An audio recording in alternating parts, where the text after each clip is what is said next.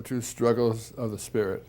I'm your host, the Reverend Leland Udell, and here we are again today.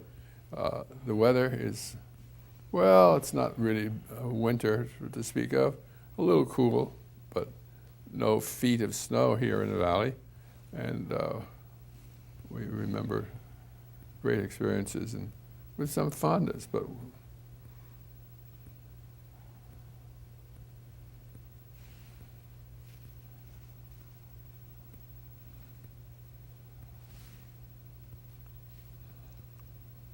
yes. I want to welcome our viewers to this program, and if you may remember that it is a public access station, and so we want you to participate with us, not to just sit there and listen and be enthralled, but to really be with us and phone in your thoughts, your comments, your ideas as you hear our conversation. It's for you and for your education and for you to educate us and to not just be passive. You're not used to that because commercial television doesn't give you a chance to call in and say what you want to say unless it's a very unusual situation. So you don't have that chance, but here you do. So we want to hear from you. And the way you can reach us is on the telephone, like you have it. Everyone seems to have in their phone, in their home, on the television screen in your home. There's our telephone number on the bottom of the screen, and that will get you to our control room here, where Bill, who is the control expert, he will pick it up and listen to you and connect you with us, and we'll be able to form a relationship that way. It's just as though you were sitting here in another chair. So we really want your participation. You don't have to be an expert in what we're talking about. It's your experience, your ideas, that what we covet. Now, if you can't be sitting at home watching the television and hearing our program today, and you hear us on another time on a rerun of the program, you can still participate by sending us on email your thoughts and your comments. And our email address is also on the television screen in your home. What the email address is, we'll connect us with each other, and then we'll get back to you however you wish, on a phone call or snail mail letter or on any way that works for you. We're willing to cooperate. So please be in touch with us, and we'll try to make this a fun time. So we have today with us Bob Fenix, who is a rather erudite, knowledgeable, thoughtful person.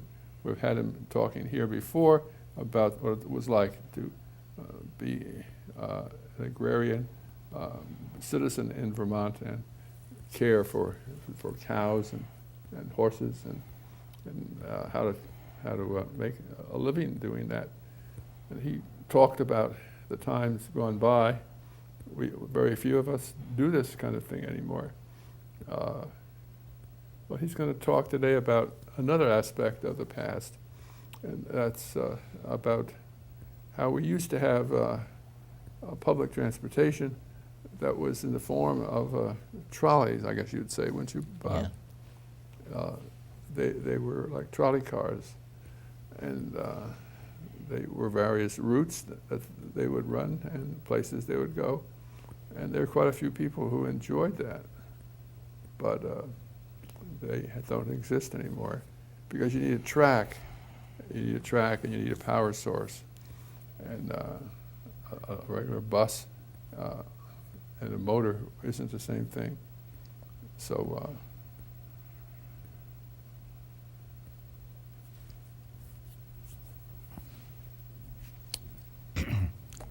yes. So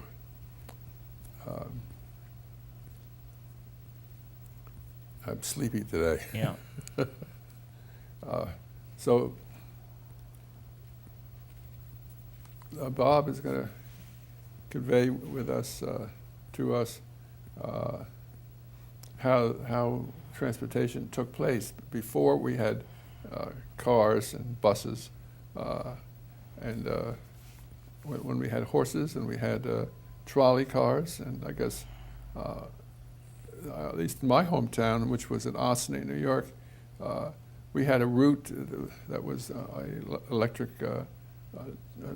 trolley from the river up into the back part of Osney, New York. And I would imagine the same thing was true here, but not the river, but the lake. Yes. Is that true? Yes. That was the logical route. And where do they get their power from to run the electric trolleys?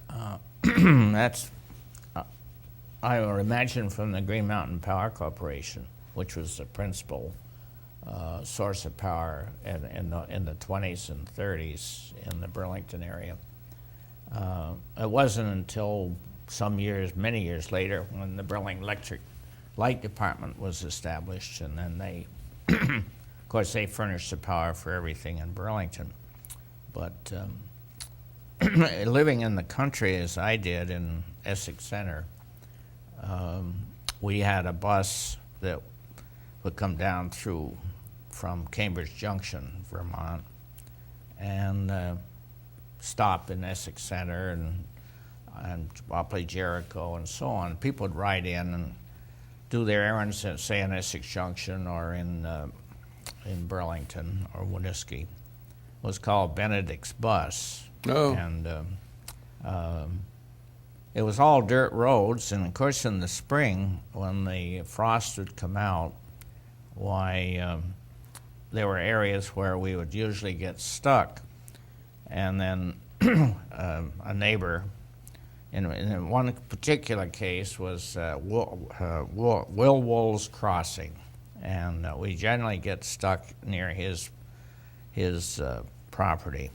And the reason we called it the crossing was there was also a railroad that started in Burlington and ended in Cambridge Junction, and it was called the Burlington and Lamoille Railroad. Now, why was Cambridge a key aspect? I don't understand why that was the case, but they would, as I say, they would start in Burlington, and it was called the Burlington Lamoille, the B&L. We always called it the B&L. And it would end up in Cambridge Junction, and then there would be a turntable, and it was steam engine, of course, and they would turn it around and then come back to Burlington. So it would haul mail and milk from the creameries along the way. Now, Cambridge is on the other side of the shoulder of Mansfield, right? No, it's this side, Jeffersonville and Jeffersonville. Yeah. But the bus, of course, would get stuck there by Will's Crossing, and then Harry Ayres was the next door farm, and he always had a team, and he would pull them out for $5 probably, and then we'd go on into Essex Junction. But the Burlington Lamoille finally ended in the 30s, and I remember it went across some of our farmland, and I watched them, and they pulled the track up. Otherwise, they started out in Cambridge Junction, and then they pulled the track up and backed all the way back to Burlington. It's little by every day, they would pull up so much track and load it on and bring it back to Burlington, I presume, for scrap. No, they would do that at the end of the public transportation? Yeah, when that was the end of the Burlington Lamoille. But at the beginning, they must have been laying new track down, weren't they? Yeah, this is just the railroad, of course. And, they were the normal railroad ties that the track would be attached to? Right. And so we kind of missed that. They had stations in Essex Center, and they had in Jericho, and they had in Underhill, and then finally in Cambridge Junction. And big steam engines would pull steam engines would pull the cars, and we could hear it. Steam engines have a distinct whistle when they would, they'd blow for crossings and that sort of. And we, from our farm, we could hear them because our land ran from Weed Road to Route 15, which is the main road going to Jericho, and that's where the railroad followed along that area. And so that was a form of transportation at that time, and then of course that ended, and the trolleys, of course, would come from Essex Junction. I don't know where they, as I said, I don't know where they got their power to run the trolleys, because they would run from Essex Junction into Winooski and then right into Burlington. Were they electric? Or electric, oh yeah, they were electric trolleys. And they ran all over around Burlington, North Winooski Avenue. Did they have overhead power lines? Yes, lines? they had overhead line. And went down the middle of Church Street. Really? And down the middle of Main Street. And that was one possibly annoyance that people had, was that they were in the middle of the road and the cars had to go on either side from the middle towards the curb. And if you weren't careful, it was a rainy day. I remember driving on North Winooski Avenue, and I was driving along. One of my left wheels were on the track, and of course the track was wet. I put the brakes on, kept sliding right. It was just like being on ice almost. And finally, we were talking about it before, how they finally stopped the trolleys, and why they had this ceremony in front of Hotel Vermont to burn one of the cars. I never could quite understand that, but they did. This is in 1929. And then the Burlington Rapid Transit was created, and a man by the name of William Appleyard was the principal in getting it established and operating the Burlington Rapid Transit, generally known as BRT. And then, of course, also the long distance was called the Vermont Transit, which is still operating today. And did that go to Montreal? Yes, the Vermont Transit would go to Montreal. And one of the big routes in the 30s and 40s was going to Old Orchard in Maine in the summer. That was a great resort that a lot of people in this area would ride the bus to Old Orchard. And did they go, what was the route, up the Winooski River? The track, and they also went up over Colchester Avenue, which was pretty amazing, because that's quite a steep hill, Colchester Avenue, and down Pearl Street, and as I say, down Church Street, and up and down Main Street, and also would go out to Queen City Park, which is in the south end of Burlington, and way back in the early days, probably right after 1900 or so, that was a very prominent and popular summer resort practically. Is the beach at Queen City it's a beautiful sandy beach, goes out quite a ways into the lake, so that children can walk quite a ways out. Is that a natural beach? Yes, a natural beach, right. And prominent speakers, because there wasn't radio and there wasn't television, and so I guess for some sort of entertainment, prominent speakers, nationally known, would come and speak on various subjects at Queen City Park, and people would go down there to hear them. It was like Chautauqua. Well, one of them would be like Robert Ingersoll. He was a famous orator and speaker. Was it like the Chautauqua? I would guess on a much smaller scale, of course, because Burlington was in those days like 20,000 or so people, and and then of course the Burlington Rapid Transit was an independent company and wasn't subsidized by the city of Burlington or by any taxpayer. And now, of course, the buses in Burlington are subsidized in part by the towns, and Burlington has I think they subsidize up to $100,000 a year to keep those buses operating, and so it's changed. The whole system is quite different from. Now, why did those steam trains and electric trains cease to operate?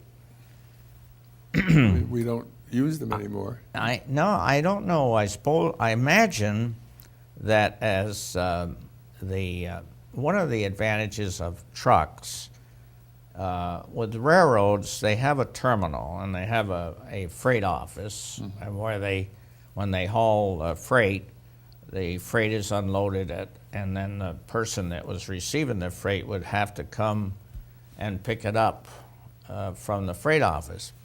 Whereas with the trucks, as they began to develop and become more numerous, they would, of course, if you ordered something and it came by freight, by truck, they would deliver it to your own destination, say your business, or, of course, now we know all about UPS. They deliver right to your house, so the railroads couldn't do that.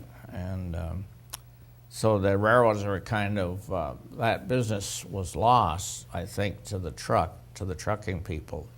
And because of the convenience that the trucking people would offer by delivering right to your place of business, and so I'm almost positive that's probably what happened to the Burlington-Lamoille Railroad, the B&L, is that the roads got better and the trucks became more numerous, and with that combination, why the train would lose the freight, lose the business, and they would just have to close down. Did the train have a regular schedule?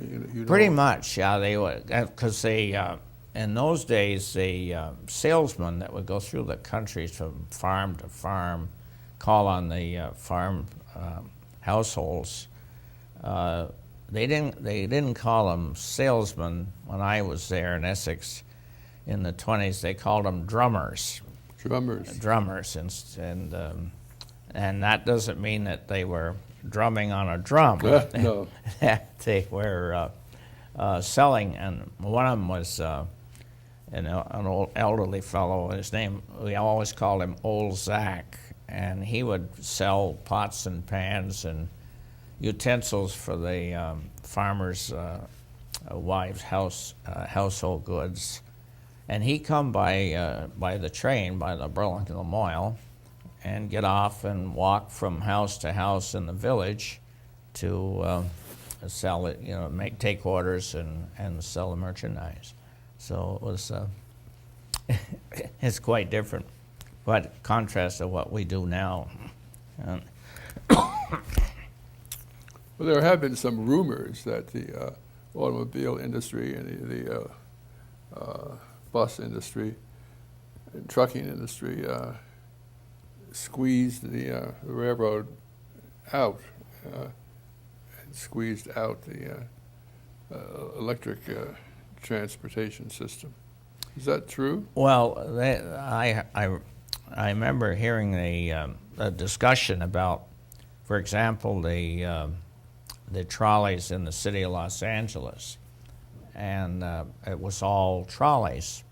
And as time went on, General Motors got together with Exxon, which originally was Saucony, and then became Mobil, and then now, of course, it's all Exxon.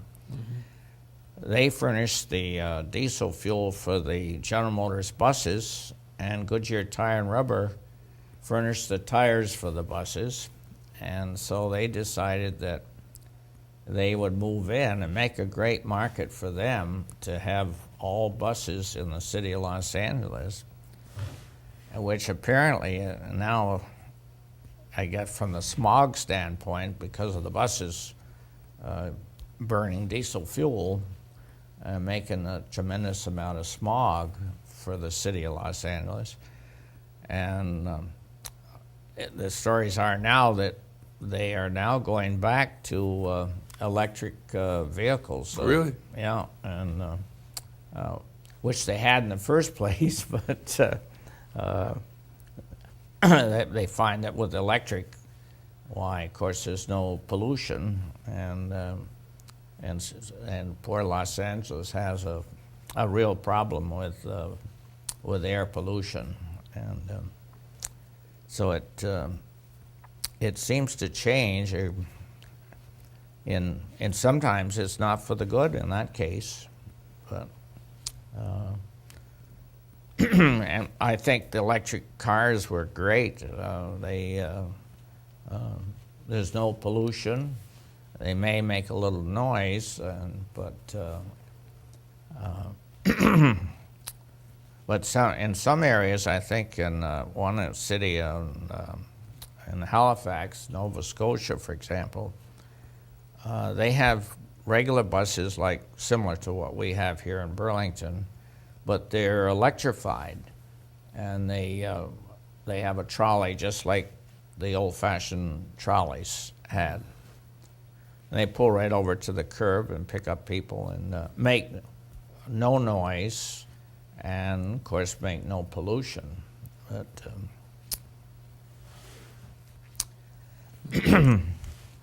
there's been a change. Yes, yeah. We used to have when I came here to the studio, we used to have railroad tracks in the front of our building here, and the height of the deck when you go up the stairs was just the right height so that you could unload a freight car or a flat car, yeah, and take it into the building. And those rails stayed there until we had the parking lot paved, and then they ripped them up. Yeah, but the trains really were, freight trains, for heavy, bulky things, they're a great way of transporting. For sure. As compared to, because the trucks wouldn't be able to compare on when they haul grain from the west, they have freight cars, of course, and then of course you got one or two engines running instead of, it would take several trucks to equal what 2 or 3 engines on a train would haul, and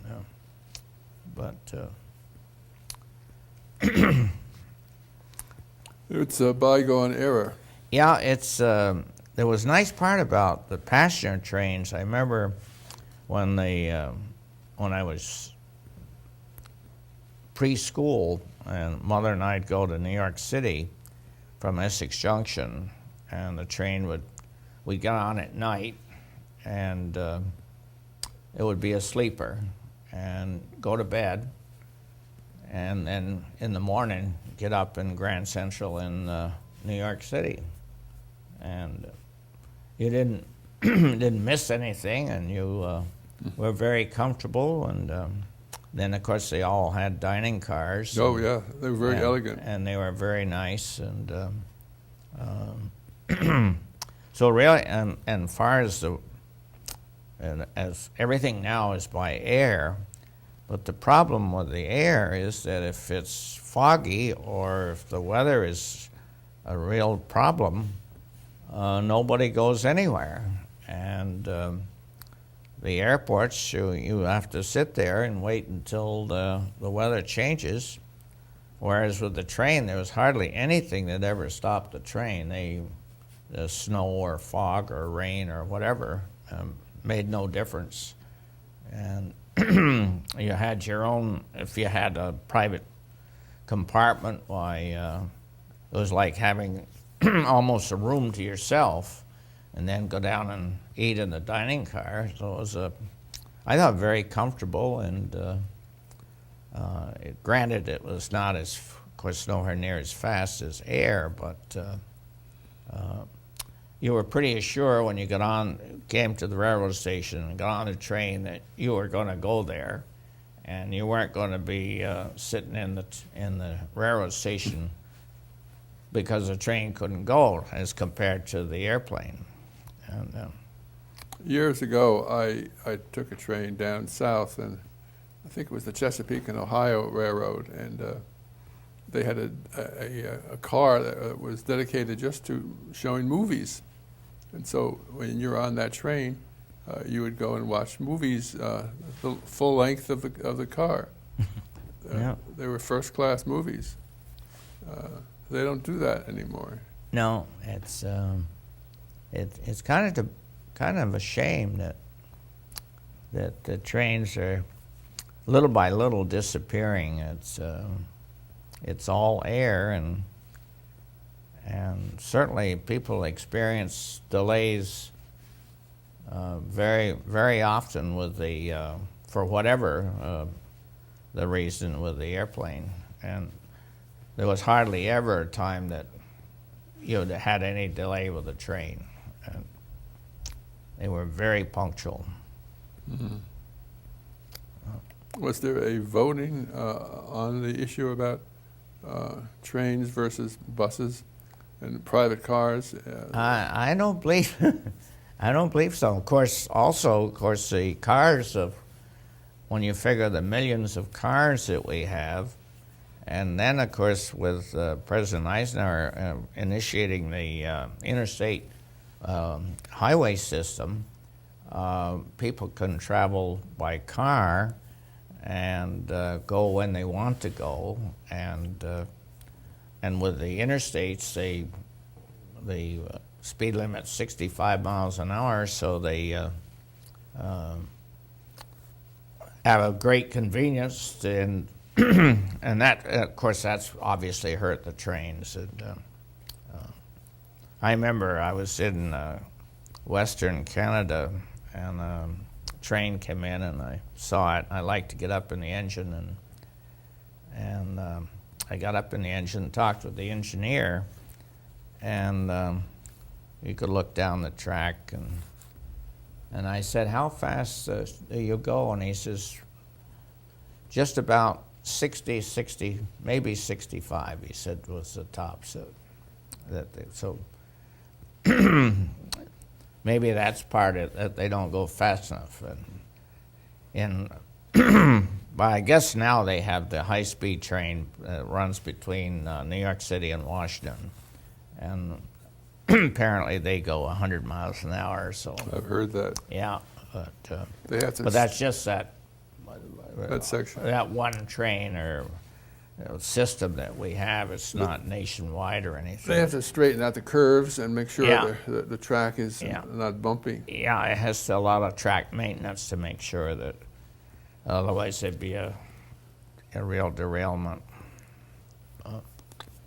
Anyone want to phone in here who remembers public transportation on buses? On trains and the differences? There must be someone listening who experienced that kind of a way to get around. I had a friend who was well-to-do. They had their own railroad car. Yeah.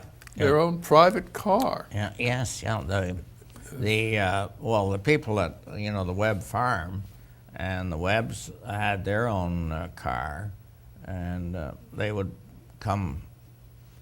Well, of course they were. Mrs. Webb was part of the Vanderbilt family, so in the Vanderbilts, of course, owned the New York Central Railroad, and so probably there was some connection about having a private car in that way. And So they would drop the car off in Shelburne and come probably for the summer to spend at the Webb Farm, Shelburne Farms. And so that must have been pretty nice to have your own car. I would think so. Yeah. Pretty elegant. Yes. Yeah, Pretty elegant.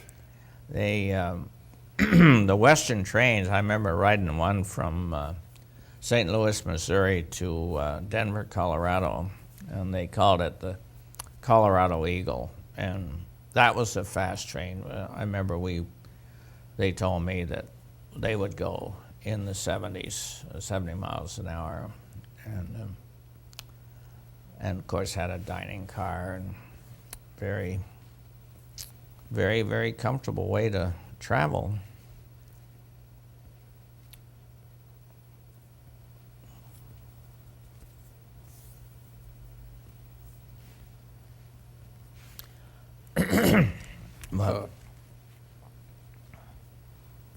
What was I going to ask you?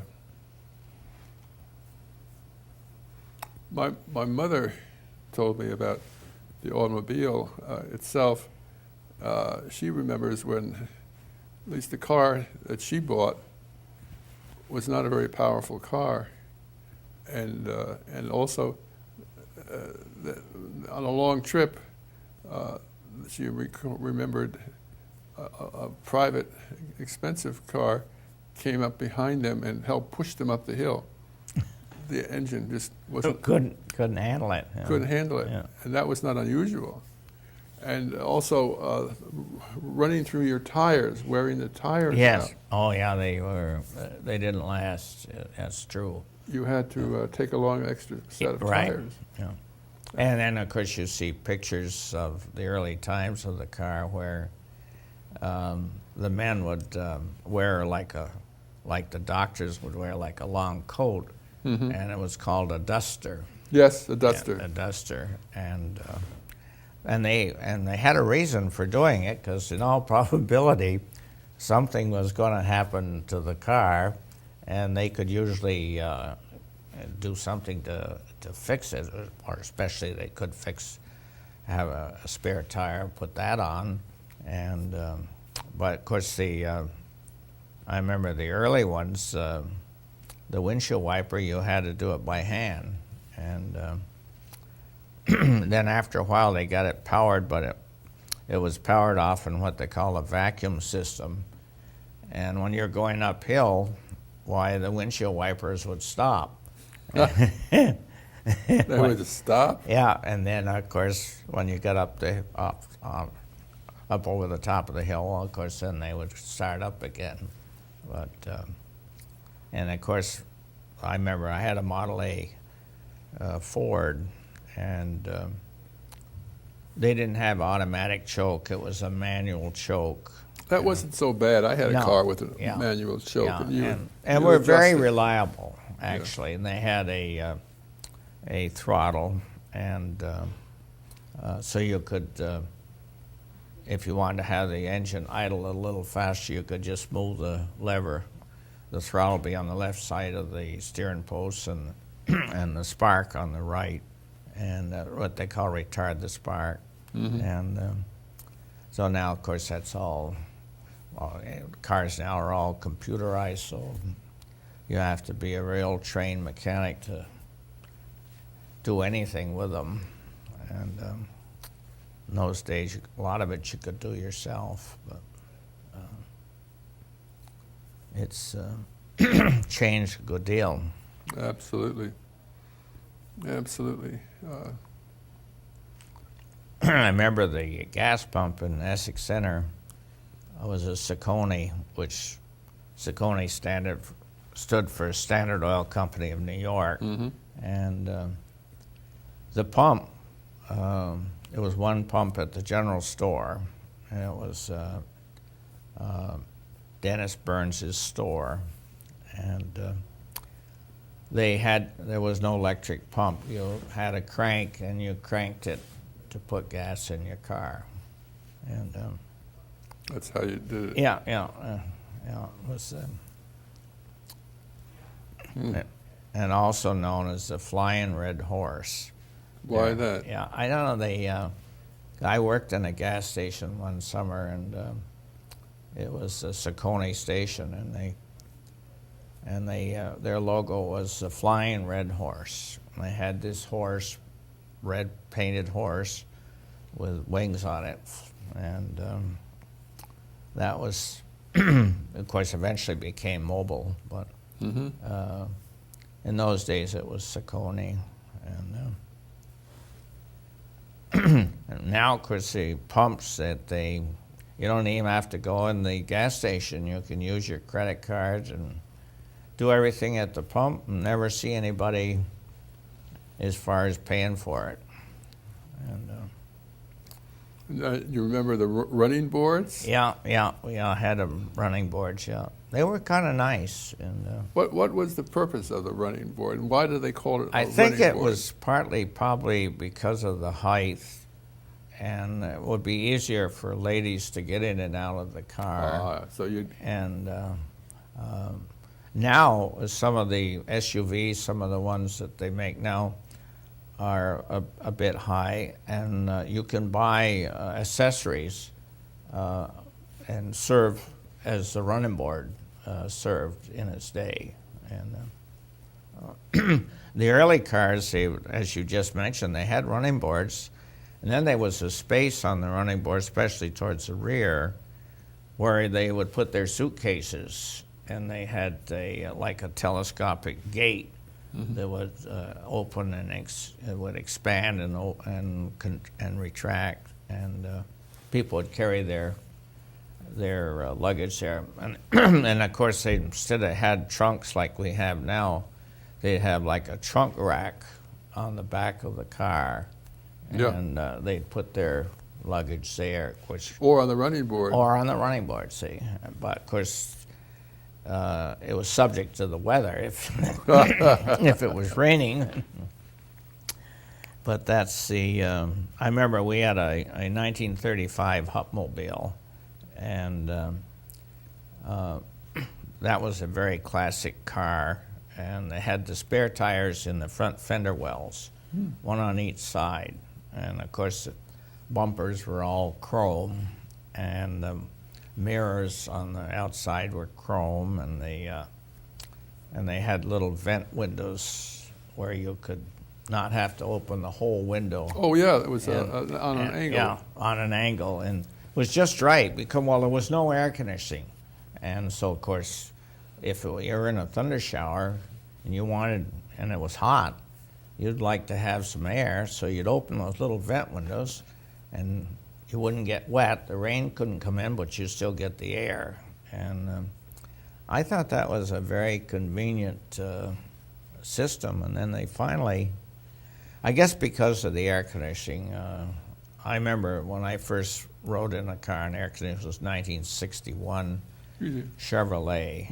And it was quite an experience in the summer to ride there with the windows closed and having it just as cool as could be with the air conditioning. And now, I do remember as a boy that sometimes the whole front windshield would tilt, so you could get air blowing into you. Yes, they did that. Yeah. Why was that done? Just for better air? Yeah, no, I don't know. You're so right. They did. They would be movable, really. Yeah. And that's the windshield. You'd think that it would certainly be fixed, but some of those early. Well, there was so many different cars way back, dozens and dozens of cars that we never hear of. Of course, the one was called the Roosevelt, a sedan. And I don't know if it was named after a president or not, but there was a Roosevelt. And of course, there was an Overland, which became the Jeep, and a Willis Overland was the one that now is the Jeep. And one was called the Star. And then, of course, we had the Hupmobile. And there was any number that showed, of course, the Pierce Arrow and and the other one that I can't think of the name right now, and and the Packard, the Pierce Arrow and the Packard, they were the luxury cars, as of course as the Cadillac was, and the Lincoln, and now we just have the Lincoln and Cadillac as far as luxury cars. Well, of course, have the Mercedes-Benz now, but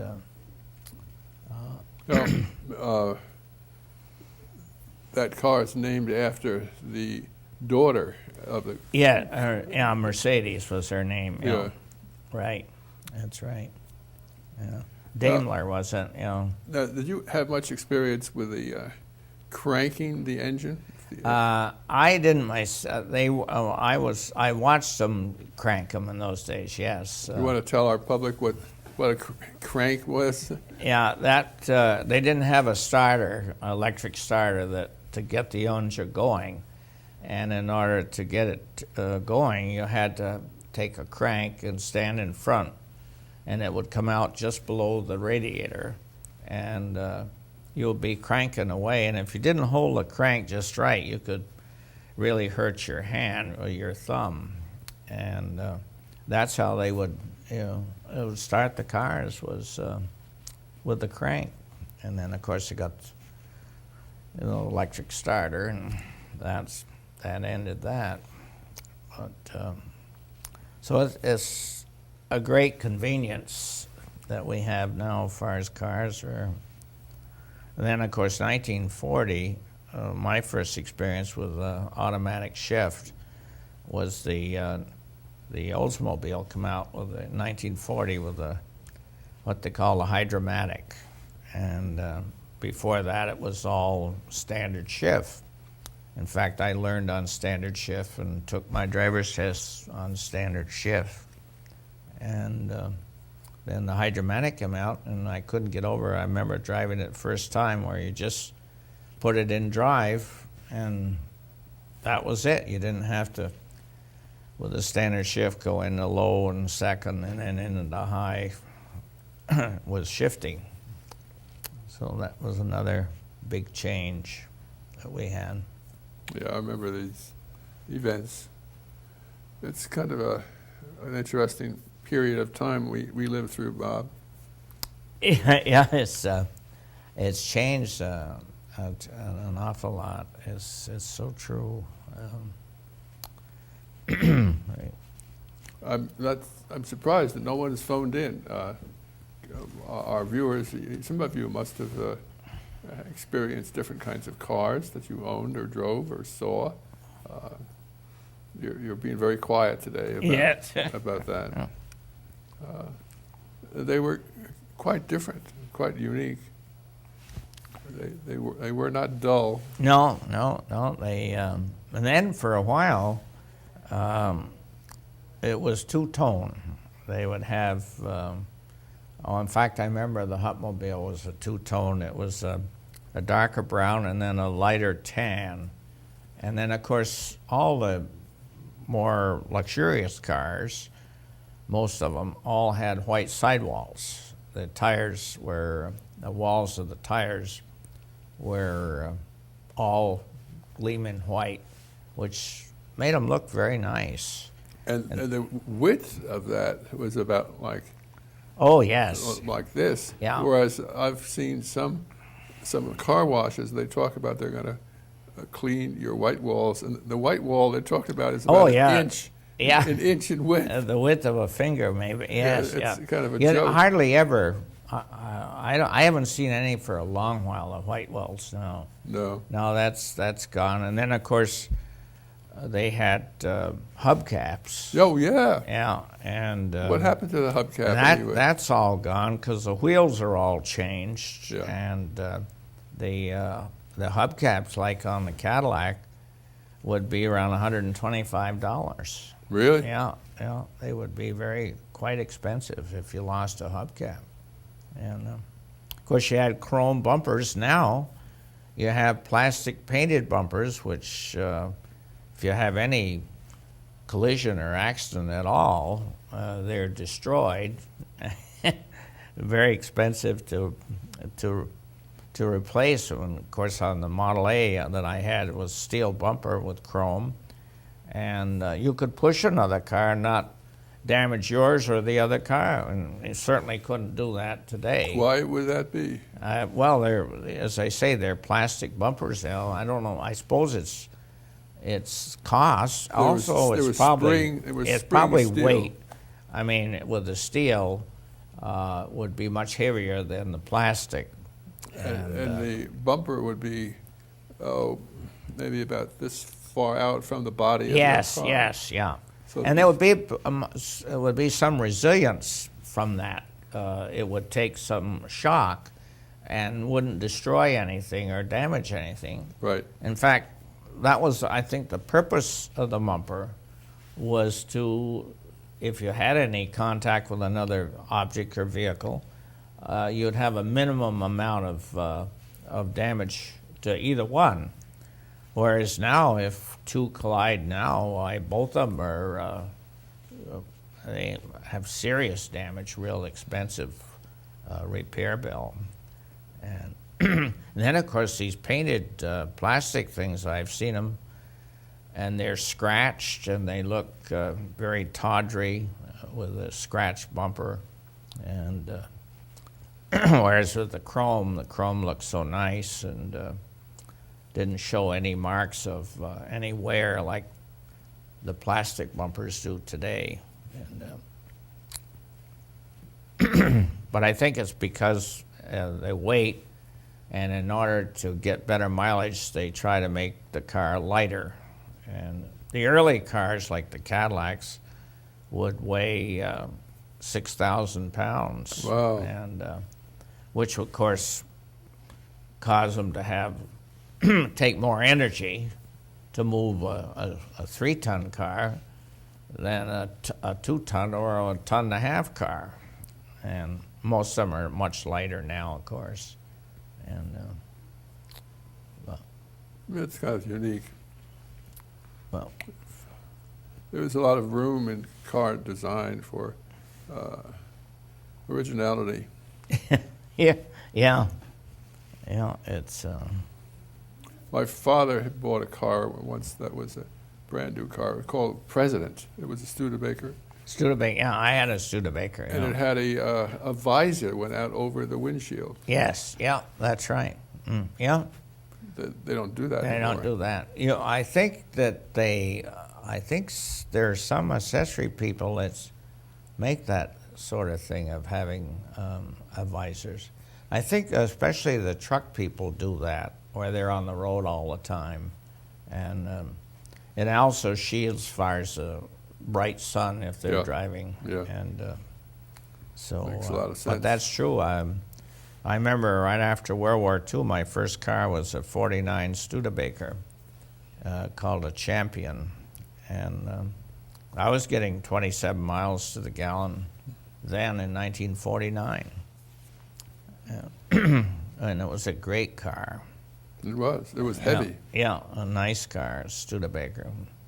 And then, of course, as time went on, they joined with Packard, trying to stay alive, and then eventually, of course, both Studebaker and Packard finally called it quits. But and ended up with just 3 cars: Ford, General Motors, and Chrysler.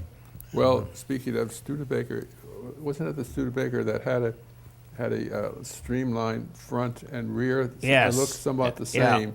And there used to be a lot of jokes about that. Exactly. You didn't know if you were coming or going. And I used to get that comment when I had my 49. And they were designed by a designer by the name of Raymond Loewy. And he was famous because the front looked just like, the back looked just like the front. And if you look at them, the back window would be the same shape and form as the windshield. And but they were a real quality car. And, they were. Yeah, it was. Studebaker is. they were, of course, originally making wagons for, horse-drawn wagons in the beginning. Mm-hmm. And then as time went on, of course, went into the car business. What did the name represent, Studebaker? Do you know? I don't know whether it was a man's name. Probably was a man's name, like Duryea was a car, and that was another man's name. And, of course, Ford was another. And there was one time, I can't think of the name now, but a car was being made in southern Vermont in the very early days. And as I said, there were many, many car manufacturers that have long gone. Yeah, I miss them. Yeah.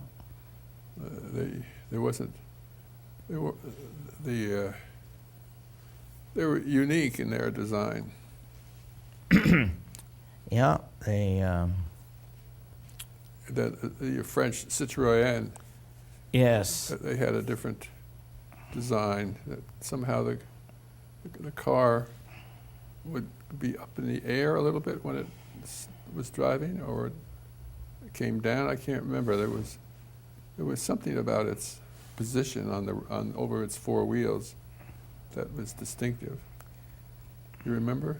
No, I'm not that. The only one that I've seen recently is the man a man owns a restaurant in Brandon, and he has a Citroën. They have like a canvas roof, and it's not I guess you could almost call it a convertible.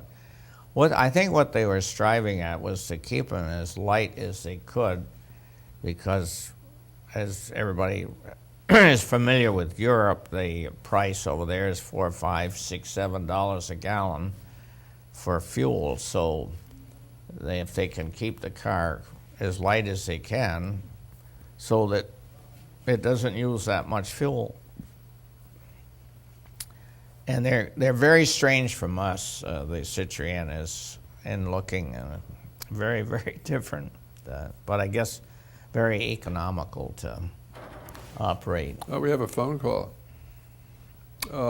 Please hook up our caller, Bill. Delighted that you're phoning in. Hello. Hi. I just want you to know that they were hydraulic shocks. Hydraulic shocks. And Mercedes made them on their 6.3 in the 60s. That was in and they would just, when the car stopped, it would turn off and they would visually sync. Yeah, that was the Citroën, right? The Citroën had it and the Mercedes had it, that I know of. Maybe other cars had it too, but that's the only one I know of. And they do still make the Citroën. Really? Yeah. Like that? Well, not like that, but they're still making the car. Oh, yes, yes.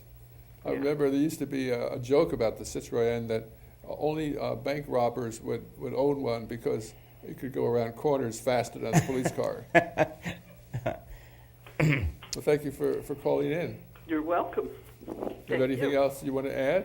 No, I'm just amazed at the knowledge of the cars, but I guess if you've seen them all, you know them all. It's pretty good. Well, I was intrigued with Bob talking about those windows on the side by the door, the forward part of the window. Nowadays, you think that all cars have just one pane of glass. But of course, those cars just have a little triangle to direct the airflow. Yeah. And that was standard, but now it's unique. Yeah, it's non-existent. Non-existent. Well, thank you for calling. Thank you. Bye-bye. Bye-bye.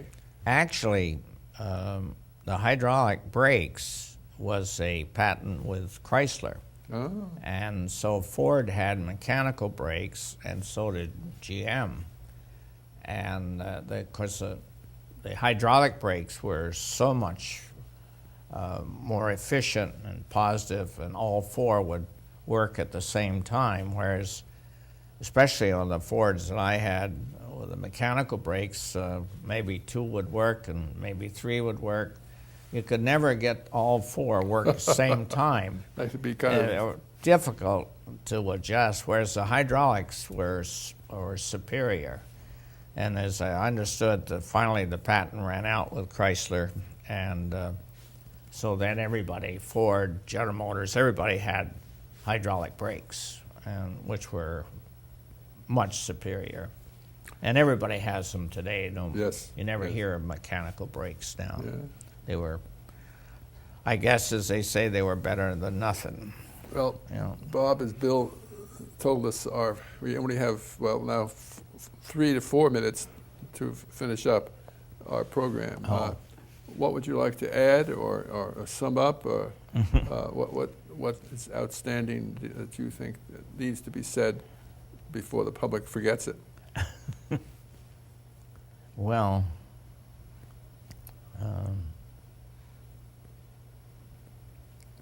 anything leap into mind? I think that I don't know as I'd like to go back to where it was. I enjoy the cars that we have now for the comfort that they offer and the freedom that they're very reliable as to what they used to be. The earlier cars was always a problem with them. There had to be something done to repair them, and the motors would burn oil. You'd see the blue smoke coming from the tailpipe of the early cars. That was fairly common, and now you hardly ever see that happen with our cars today. So I like the cars that we have now as compared to, I think the classic antique cars are fine to look at and enjoy looking at them. But as far as owning one or driving one, I prefer what we have now. I like the new cars. So I wouldn't go back to the old ones. I'm old enough to remember when the Alaskan Highway was opened. Oh. And if you went on that road, you would have to expect that your car might break down, and something basic would have to be replaced. It was just a dirt road, and it is a major change now in that road. Yes, I drove that road about 10, 11 years ago from the whole length of it from Toke to Fairbanks and to Anchorage, and it's a beautiful road now. It's all hard surface, and as you said, though, when they first built it, it was dirt, and you always had extra spare tires and everything because you were probably going to be needing them. Well, our time is up. Oh. We have our music telling us. Yes. So thank you very much. We've had Bob here talking with us about cars and transportation, and it's been a real pleasure to have you here, Bob. Thank you for having me. Thank you. Yes.